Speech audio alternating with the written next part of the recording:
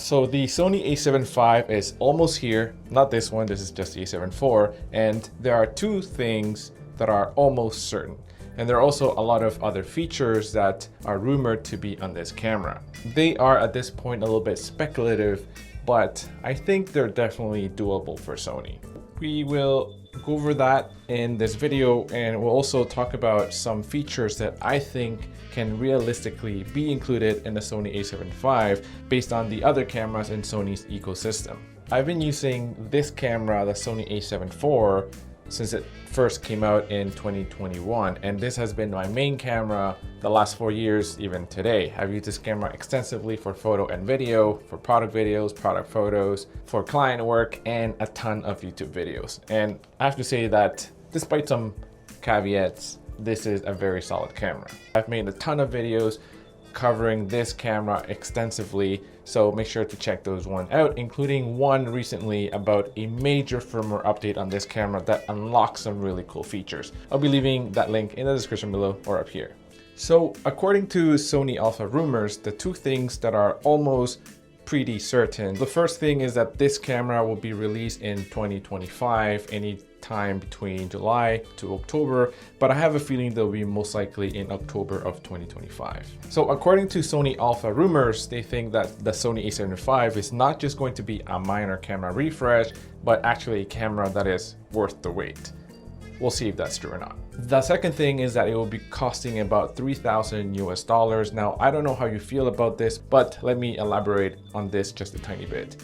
The Sony a7 IV, when it first came out in 2021, it was about $2,500, which at that point was $500 more than the Sony a7 III when the a7 III was firstly launched. So a price point of $3,000, $500 more than the Sony a7 IV when it launched, is in line with what Sony's been trying to accomplish and do, and just keeping things consistent with this a7 series line of cameras. So the following is a list of speculative specs that the Sony a7V might include. The first one is a fully stacked 33 megapixel sensor or a non-stacked 44 megapixel sensor. This sensor will have a higher readout and faster speeds compared to the Sony a7 IV, which has to be the case if it's going to be an upgrade on the Sony a7 IV.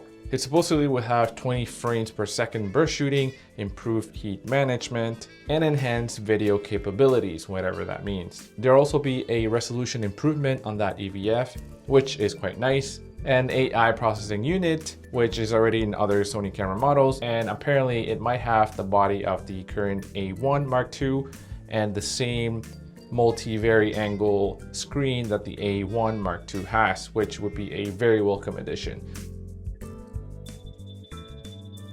So the first thing is, I hope that they include a partially stacked sensor on the a7V.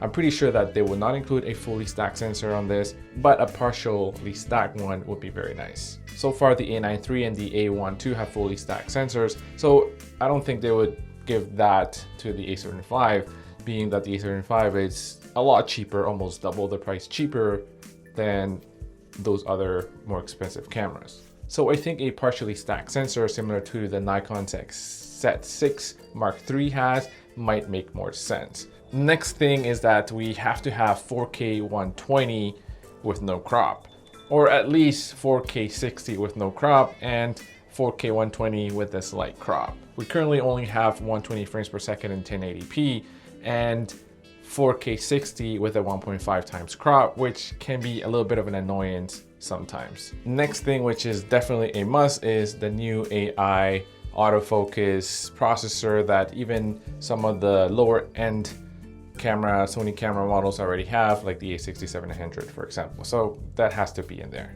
Next would be improvement in overheating.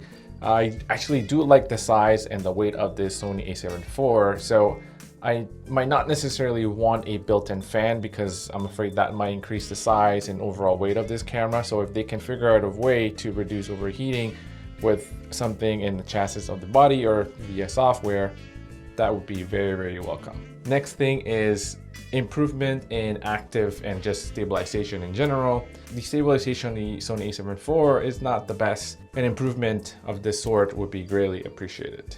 So let me know what other features you would like to see on not this camera, but the Sony a7v. I would love to hear what your thoughts are, and hit them down in the comments below. And subscribe if you haven't already, if you're interested in this kind of content and if you want to talk about it more as we get closer to that potential Sony a7v release. And if you're here and still watching, here are a couple other videos related to cameras that you might want to watch next, and I'll see you there.